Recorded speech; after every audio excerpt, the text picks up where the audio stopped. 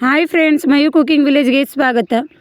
ಇವತ್ತು ನಾನು ಸುಲಭವಾಗಿ ಹೋಳಿಗೆ ಯಾವ ರೀತಿ ಮಾಡೋದು ನೋಡೋಣ ಬನ್ನಿ. ಕಡಲೆಬೇಳೆ ಹೋಳಿಗೆ ಮಾಡ್ತಾ ಇರೋದು ನೋಡಿ, ಎಷ್ಟು ಚೆನ್ನಾಗಿ ಬಂದಿದೆ.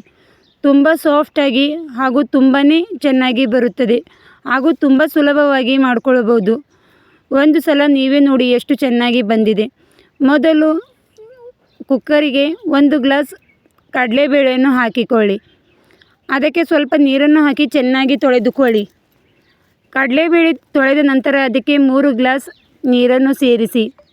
ಇಲ್ಲಿ ಅಳತೆ ಚೆನ್ನಾಗಿದ್ದರೆ ತುಂಬಾ ಚೆನ್ನಾಗಿ ಹೋಳಿಗೆ ಬರುತ್ತದೆ. ನೋಡಿ, ಗ್ಯಾಸ್ ಮೇಲೆ ಇಟ್ಟು 3 ವಿಜಲ್ ಬರುವವರೆಗೂ ಬೇಯಿಸಿಕೊಳ್ಳಿ.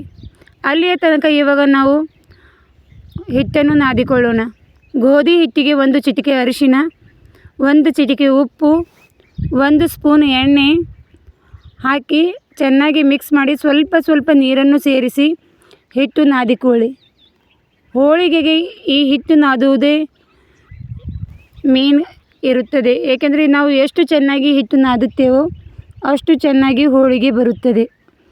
ಅದಕ್ಕೋಸ್ಕರ ಹಿಟ್ಟು ತುಂಬಾ ಚೆನ್ನಾಗಿ ನಾದಿಕೊಳ್ಳಬೇಕು. ನೋಡಿ, ಸ್ವಲ್ಪ ನೀರನ್ನು ಸೇರಿಸಿ ಹಿಟ್ಟನ್ನು ನಾದಿಕೊಳ್ಳಿ.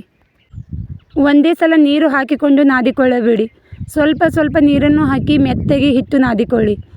ಈ ರೀತಿ ಹಿಟ್ಟು ನಾದಿ ಸ್ವಲ್ಪ ಎಣ್ಣೆ ಹಚ್ಚಿ ಒಂದು 15 ನಿಮಿಷ ನೆನೆಯಲು ಬಿಡಿ. ನಾವು ಅಲ್ಲಿಯ ತನಕ ಹೂರಣ ತಯಾರಿಸಿಕೊಳ್ಳೋಣ.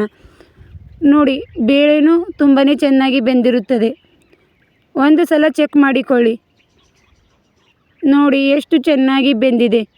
ಇದೇ ರೀತಿ ಬೇಯಿಸಿಕೊಳ್ಳಿ.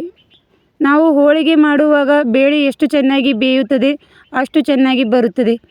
ಇವಾಗ ಬೇಳೆಯಲ್ಲಿರುವ ನೀರನ್ನೆಲ್ಲ ತೆಗೆದುಕೊಳ್ಳಿ. ಇದಕ್ಕೆ ಕಟ್ ಅಂತೀವಿ. ಕಟ್ಟನ್ನು ತೆಗೆದ ನಂತರ ಇದರಿಂದ ತುಂಬಾ ಚೆನ್ನಾಗಿ ಕಡಿ ಮಾಡ್ಕೊಳ್ಬೋದು. ಆ ಬೇಳೆಗೆ 1 ಗ್ಲಾಸ್ ಬೆಲ್ಲ, 1 ಚಿಟಿಕೆ ಉಪ್ಪು ಸೇರಿಸಿ. ನಾವು ಬೇಳೆ ಯಾವ ಅಳತೆಯಲ್ಲಿ ತೆಗೆದುಕೊಳ್ಳುತ್ತೀವಿ ಅದೇ ಅಳತೆಯಲ್ಲಿ ಬೆಲ್ಲವನ್ನು ತೆಗೆದುಕೊಳ್ಳಿ.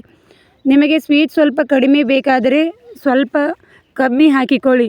ಇಲ್ಲದಿದ್ದರೆ 1 ಗ್ಲಾಸ್ ಕಡಲೆಬೇಳೆಗೆ 1 ಗ್ಲಾಸ್ ಬೆಲ್ಲ ಬೇಕಾಗುತ್ತದೆ. ನೀವು ಬೆಲ್ಲದ ಬಿಟ್ಟು ಸಕ್ಕರೆ ಹಾಕಿಕೊಂಡರೂ ನಡೆಯುತ್ತದೆ.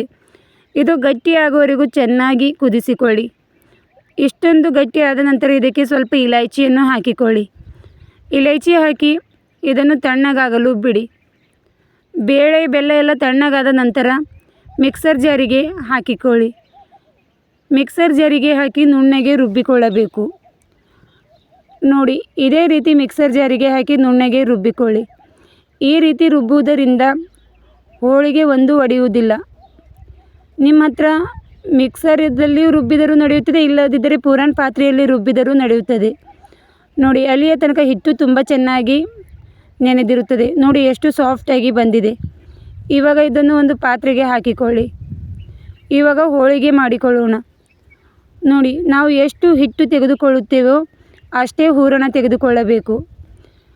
ನೋಡಿ, ಈ ರೀತಿ ಒಂದು ಸಲ ಒಣ ಹಿಟ್ಟಿನಲ್ಲಿ ಅದ್ದಿ ಅದರಲ್ಲಿ ನಾವು ಪರೋಟ ಯಾವ ರೀತಿ ಮಾಡುತ್ತೇವೆ ಅದೇ ರೀತಿ ಗೋಧಿ ಹಿಟ್ಟಿನಲ್ಲಿ ಕಡಲೆಬೇಳೆಯ ಹೂರಣ ಇಟ್ಟುಕೊಳ್ಳಬೇಕು. ನಾವು ಇಲ್ಲಿ ಗೋಧಿ ಹಿಟ್ಟು ಹೂರಣ 2 ಸಮ ಪ್ರಮಾಣದಲ್ಲಿ ತೆಗೆದುಕೊಳ್ಳಿ. ಆ ರೀತಿ ತೆಗೆಯುವುದರಿಂದ ಹೋಳಿಗೆ ಒಂದು ಒಡೆಯುವುದಿಲ್ಲ ಹಾಗೂ ತುಂಬ ಸಾಫ್ಟಾಗಿ ಬರುತ್ತದೆ.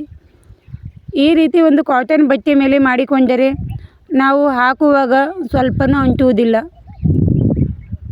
ನೋಡಿ, ಈ ರೀತಿ ಒಣ ಹಿಟ್ಟಿನಲ್ಲಿ ಎದ್ದಿ ಹೋಳಿಗೆ ಲಟ್ಟಿಸಿಕೊಳ್ಳಿ. ನಾವು ಚಪಾತಿ ಪರೋಟ ಯಾವ ರೀತಿ ಲಟ್ಟಿಸುತ್ತೀವಿ ಅದೇ ರೀತಿ ಲಟ್ಟಿಸಿಕೊಳ್ಳಿ. ತುಂಬ ಸುಲಭ ರೀತಿಯಲ್ಲಿ ಲಟ್ಟಿಸಿಕೊಳ್ಳಬಹುದು. ನೋಡಿ ಎಷ್ಟು ಚೆನ್ನಾಗಿ ಬರ್ತಾ ಇದೆ. ಇದೇ ರೀತಿ ನೀವು ಲಟ್ಟಿಸಿಕೊಳ್ಳಿ. ನನ್ನ ವಿಡಿಯೋ ನಿಮಗೆ ಇಷ್ಟವಾದರೆ ಲೈಕ್ ಮಾಡಿ ಹಾಗೂ ನನ್ನ ಚಾನೆಲ್ಗೆ ಸಬ್ಸ್ಕ್ರೈಬ್ ಆಗಿ. ನೋಡಿ, ಹೋಳಿಗೆ ರೆಡಿಯಾದ ನಂತರ ಗ್ಯಾಸ್ ಮೇಲೆ ಒಂದು ತವಾನಿಟ್ಟು ಕಾಯಲು ಬಿಡಿ. ಕಾದ ನಂತರ ಅದಕ್ಕೆ ಸ್ವಲ್ಪ ಎಣ್ಣೆಯನ್ನು ಹಚ್ಚಿಕೊಳ್ಳಿ. ಎಣ್ಣೆ ಹಚ್ಚುವುದರಿಂದ ಸ್ವಲ್ಪನೂ ಅಂಟುವುದಿಲ್ಲ. ಇವಾಗ ಹೋಳಿಗೆ ಹಾಕಿಕೊಳ್ಳಿ. ನೋಡಿ, ಈ ರೀತಿ ಹಾಕಿದರೂ ಒಂದು ಹೋಳಿಗೆ ಮುರಿಯುವುದಿಲ್ಲ. ತುಂಬ ಚೆನ್ನಾಗಿ ಬರ್ತದೆ ಹಾಗೂ ಎಷ್ಟು ತೆಳುವಾಗಿ ಬಂದಿದೆ ನೋಡಿ. ಇವಾಗ 2 ಕಡೆ ಕಲರ್ ಚೇಂಜ್ ಆಗುವವರೆಗೂ ಚೆನ್ನಾಗಿ ಬೇಯಿಸಿಕೊಳ್ಳಿ. ತುಂಬಾ ಸುಲಭವಾಗಿ ಆಗುತ್ತದೆ. ಆ ಹೋಳಿಗೆ ಬೇಯುವ ತನಕ ಇನ್ನೊಂದು ಹೋಳಿಗೆ ತಯಾರಿಸಿಕೊಳ್ಳೋಣ. ನೋಡಿ ಎಷ್ಟು ಚೆನ್ನಾಗಿ ಬರ್ತಾ ಇದೆ. ಇದೇ ರೀತಿ ಒಂದು ಹೋಳಿಗೆ ರೆಡಿ ಆದ ನಂತರ ಇನ್ನೊಂದು ಹೋಳಿಗೆ ಇದೇ ರೀತಿ ಹೋಳಿಗೆ ತಯಾರಿಸಿಕೊಳ್ಳಿ. ತುಂಬ ಸುಲಭವಾಗಿ ಹೋಳಿಗೆ ರೆಡಿಯಾಗುತ್ತದೆ. ಈ ಯುಗಾದಿ ಹಬ್ಬಕ್ಕಂತೂ ಎಲ್ಲರೂ ನಮ್ಮ ಹಳ್ಳಿ ಕಡೆ ಹೋಳಿಗೆ ಮಾಡಿಕೊಳ್ಳುತ್ತೇವೆ. ಇದೇ ರೀತಿ ಹೋಳಿಗೆ ಮಾಡುವುದು. ನೋಡಿ ಎಷ್ಟು ಚೆನ್ನಾಗಿ ಕಲರ್ ಬಂದಿದೆ. ಇದೇ ರೀತಿ ಮಿಕ್ಕಿರುವ ಎಲ್ಲ ಹೋಳಿಗೆಯನ್ನು ಬೇಯಿಸಿಕೊಳ್ಳಿ. ನೋಡಿ ಎಷ್ಟು ಚೆನ್ನಾಗಿ ಬಂದಿದೆ. ಹಾಗೂ ಒಂದು ಹೋಳಿಗೆ ಮುರಿಯುವುದಿಲ್ಲ. ಇದೇ ರೀತಿ ಹಬ್ಬಕ್ಕೆ ಹೋಳಿಗೆ ಮಾಡಿಕೊಳ್ಳಿ. ಹಾಗೂ ಕಡಲೆಬೇಳೆದಿಂದನೂ ಮಾಡಿಕೊಳ್ಳಬಹುದು, ತೊಗರಿಬೇಳೆದಿಂದನೂ ಇದೇ ರೀತಿ ಮಾಡಿಕೊಳ್ಳಬಹುದು. ತೊಗರಿಬೇಳೆದಿಂದ ಮಾಡಿದರೆ 2 ವಿಜಿಲ್ ಬಂದರೆ ಸಾಕಾಗುತ್ತದೆ. ಕಡಲೆಬೇಳೆ ಸ್ವಲ್ಪ ಗಟ್ಟಿ ಇರುವುದರಿಂದ 3 ವಿಜಿಲ್ ಕೂಗಿಸಿಕೊಳ್ಳಿ. ಅಳತೆ ಎಲ್ಲನೂ ಇದೇ ರೀತಿ ಇರುತ್ತದೆ.